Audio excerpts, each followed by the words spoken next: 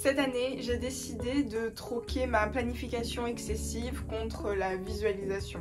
Parce que comme je vous le disais dans la vidéo précédente, j'ai vraiment du mal à rester consistante. Donc ma façon de pallier à ce problème, c'était de planifier de façon absolument excessive, parfois mes mois, mes semaines, voire mes journées à l'heure près. Toute cette planification, ça me rendait rigide, stressée, puis j'ai vraiment pas envie d'emmener cette énergie dans l'année 2025, donc la planification, ça reste en 2024 et cette année, c'est la visualisation.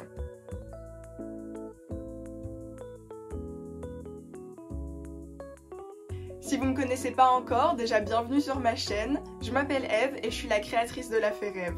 J'ai créé La Fée Rêve en 2023 après avoir perdu mon emploi en VFX et depuis je fais des bougies avec des parfums de gâteaux très gourmandes et j'ai aussi plein d'autres créations féeriques. Donc aujourd'hui je vous propose de faire un exercice de visualisation avec moi et on va commencer par établir des intentions. Donc moi cette année j'ai choisi 3 intentions qui sont d'après moi importantes par rapport à ce que je fais, ce que je suis et où est-ce que j'ai envie d'amener La Fée Rêve cette année. Mes intentions c'est le partage, ralentir et entretenir ma communauté. Ce que je veux dire par partage, c'est un peu ce qui a motivé en fait à ouvrir ma chaîne La Fée Rêve, c'est que j'ai envie de vous partager en fait mon quotidien en tant que créatrice. En ce moment en VFX il n'y a pas vraiment de stabilité de l'emploi, donc je passe par des périodes sans emploi à des périodes avec des missions. Donc mon planning est assez incertain, mais j'ai décidé que cette année j'allais utiliser comme toutes les connaissances que j'ai acquis par mon travail dans le VFX et aussi par ma formation à faire de l'édition, du montage, des vidéos en fait et créer du coup ma chaîne YouTube. Donc cette année mon objectif c'est de partager avec vous mon quotidien, mes créations, mon processus et un petit peu toute ma vie. Pour ce qui est de ralentir, c'est avant tout ralentir dans mon envie d'être constamment productive, d'être constamment dans le next step, qu'est-ce qui va se passer ensuite, où est-ce que je vais être, qu'est-ce que je vais faire, quel marché je vais faire. J'ai envie de ralentir ma prise de décision parce que l'année dernière j'ai beaucoup souffert de situations dans lesquelles je me trouvais obligée à prendre 1 million de décisions en même temps pour plein de sujets différents et c'était assez difficile à vivre. Donc je pense que c'est très représentatif d'une vie de small business owner.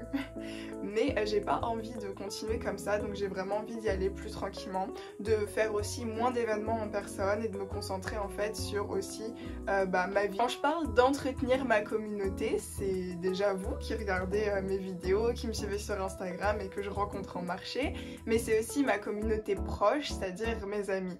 J'ai envie de passer plus de temps avec mes amis, de planifier des moments où je passe du temps avec mes amis parce qu'à force de faire des marchés tous les week-ends et de travailler toute la semaine, et en fait on voit plus la lumière du jour et on voit plus ses amis.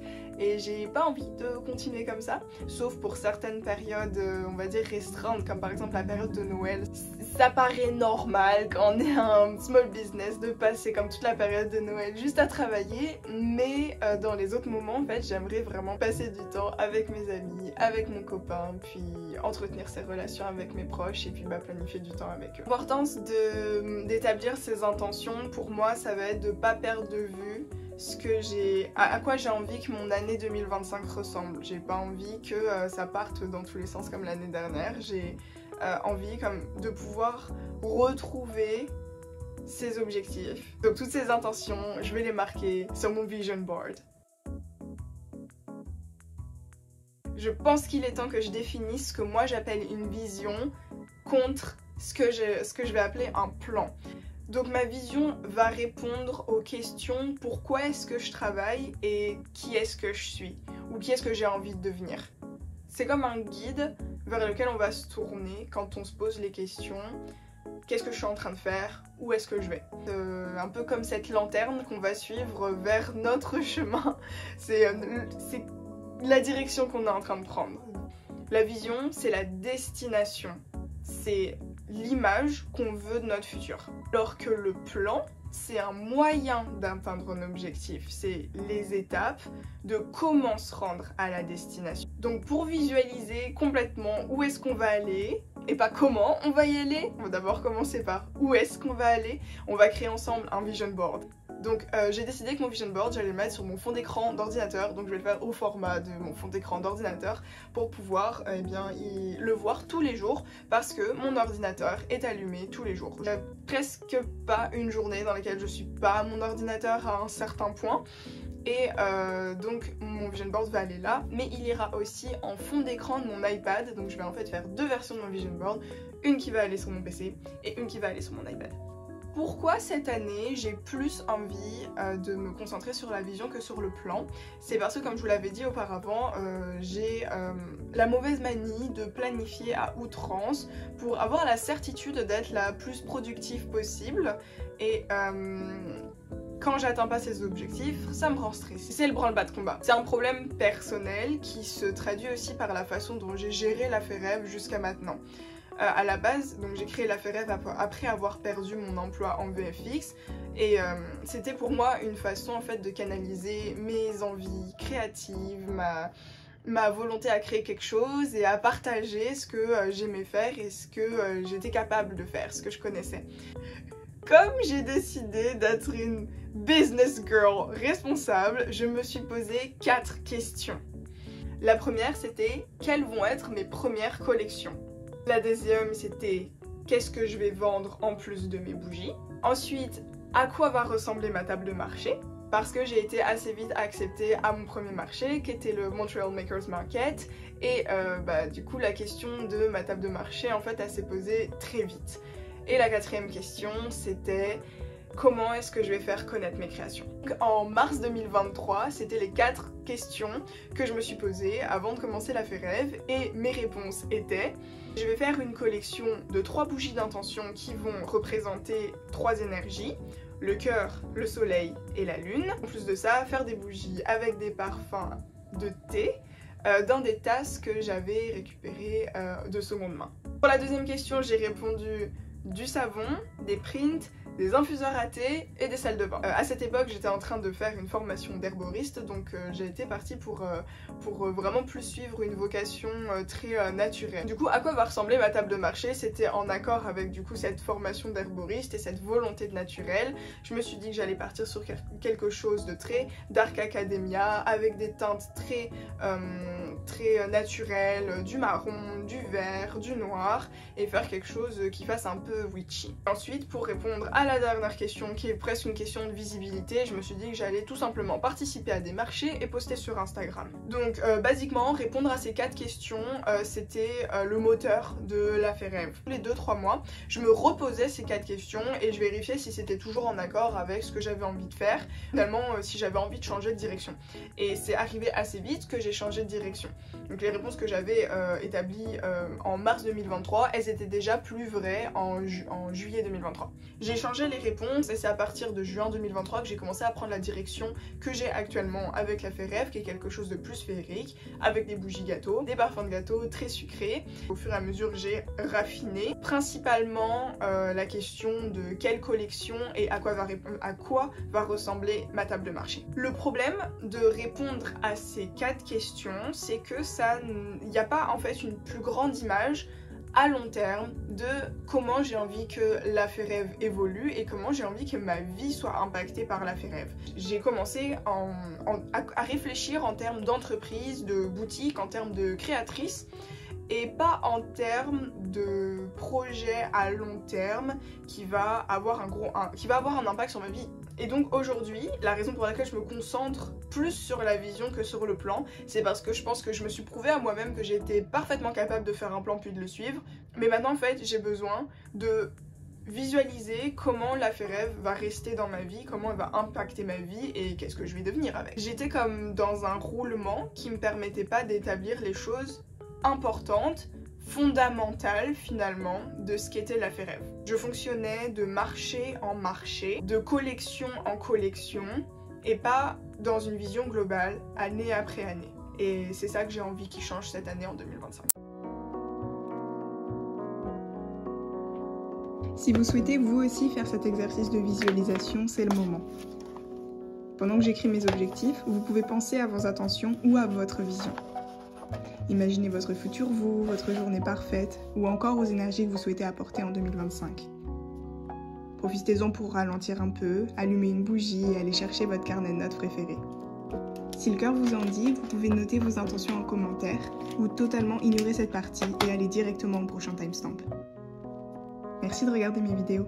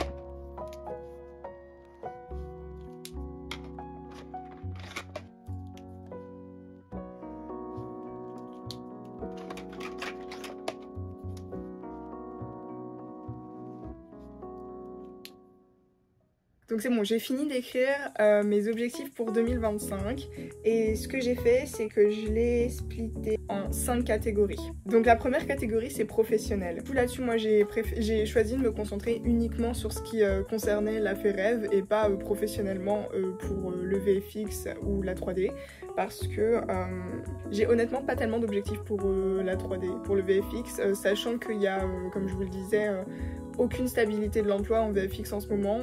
Du coup j'ai pas d'objectif à part garder mon emploi ou en tout cas retrouver un emploi assez régulièrement pour avoir un salaire de temps en temps.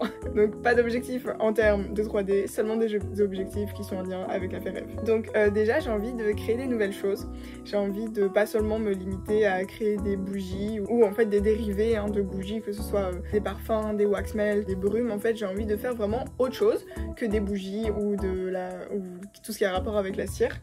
J'ai envie de créer des nouveaux types de produits. Donc ça déjà c'est un de mes objectifs. Puis avec la fait rêve, j'ai aussi envie de connecter et partager avec vous. Donc c'est ce que j'avais dit déjà dans mes intentions. Donc ça revient un peu sur mes intentions, mais c'est vraiment comme un objectif. C'est vraiment un objectif pour moi de partager des publications qui ont pour vocation de connecter avec vous sur un niveau plus profond.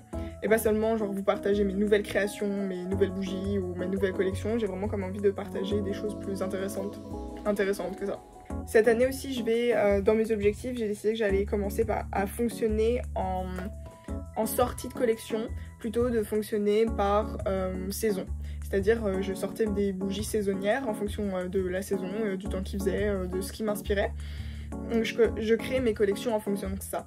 Donc par exemple l'année dernière, j'ai créé ma collection de Noël, donc avec ma bougie tasse chocolat chaud, un cupcake parfum gâteau de Noël en forme de petit sapin. J'ai plus tellement envie de fonctionner comme ça. J'ai vraiment envie de sortir des collections à un temps donné, sur un thème donné, qui est pas nécessairement en rapport avec la saison. Je vais essayer de faire ça quand même en rapport avec la saison, puis des parfums qui soient de saison, parce que je sais que c'est ce qui va mieux fonctionner certains mois.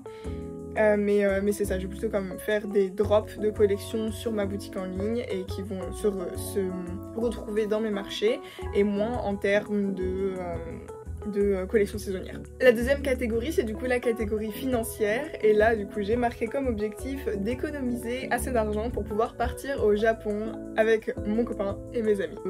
Bah voilà, c'est un rêve de mon copain de partir au Japon, puis moi aussi genre j'ai très envie de partir au Japon avec lui puis avec nos amis. Donc ça va faire partie des objectifs de cette année, ça va être d'économiser puis de partir au Japon, planifier tout ça puis réussir à partir. Financièrement, j'ai aussi absolument besoin d'un comptable. J'en ai marre en fait de tenir mes livrets mois après mois. C'est vraiment un truc que j'aime pas faire.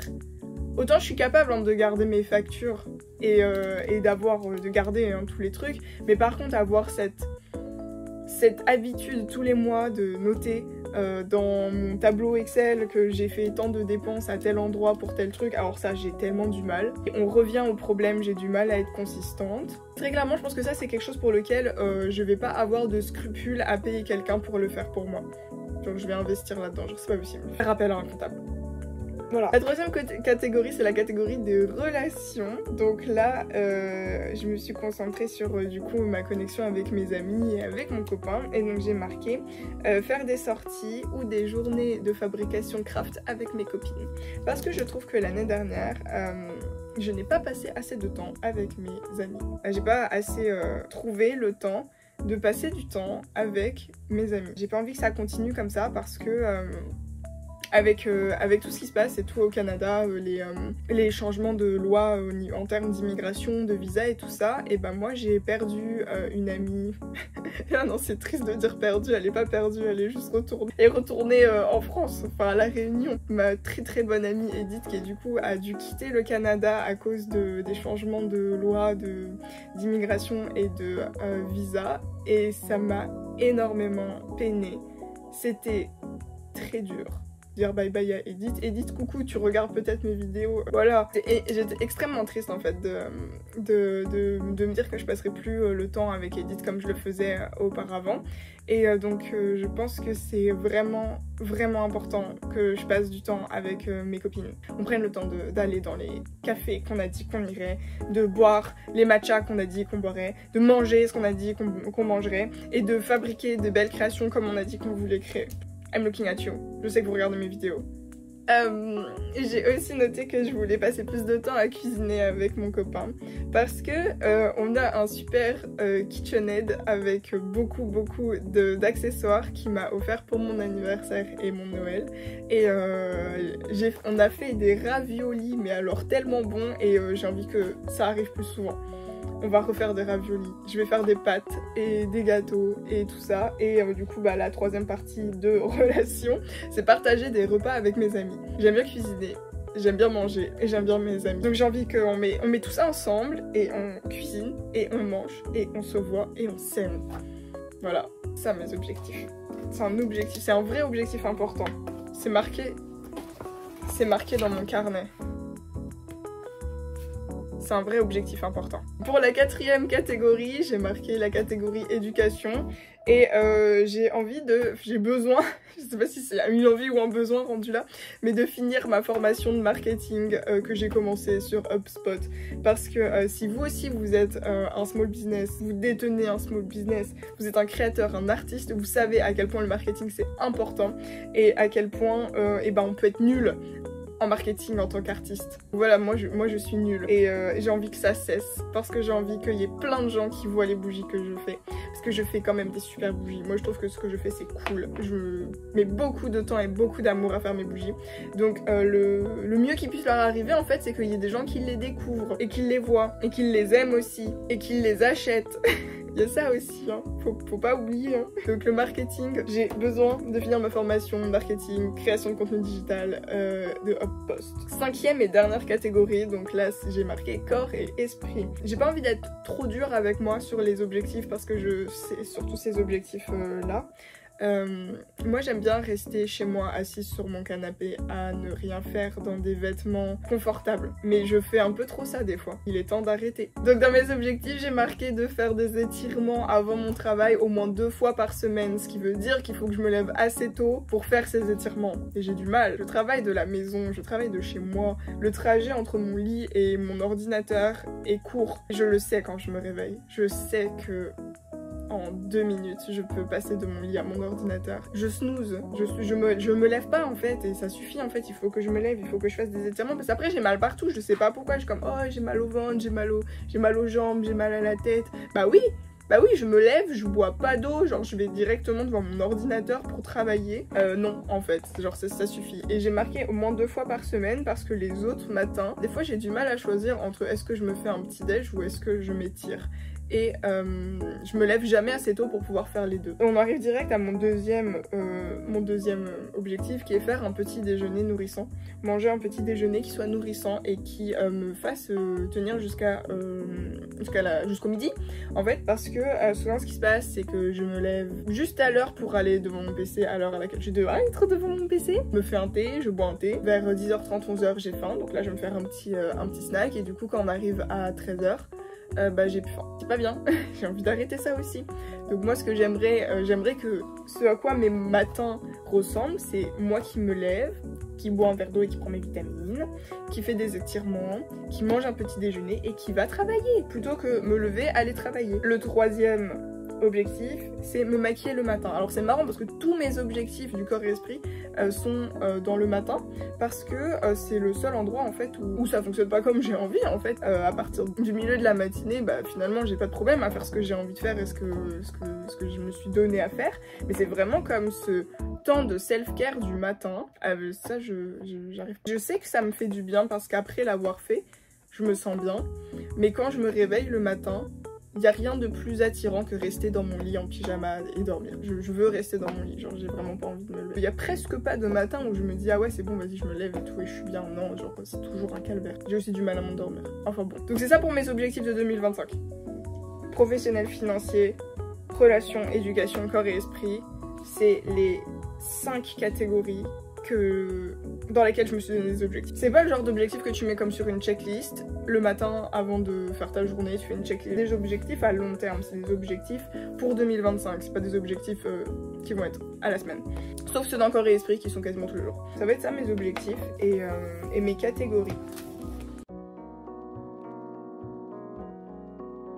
Pendant les 2 dernières années, où j'ai travaillé sur la FREV, je pense que je me suis montré à moi-même que j'étais clairement capable de planifier et de suivre mes engagements en fait quand je planifiais quelque chose et d'atteindre mes objectifs à moyen terme et de réussir en fait avec ça à créer de façon libre, réinvestir l'argent que je gagnais en marché pour faire des nouvelles créations, pour apporter des nouvelles choses en fait à ma boutique. Par contre, j'ai vraiment manqué d'établir une vision à long terme. Donc cette année j'ai vraiment envie d'envisager différemment mon small business, la FREV, ce que j'en fais et pourquoi je le fais.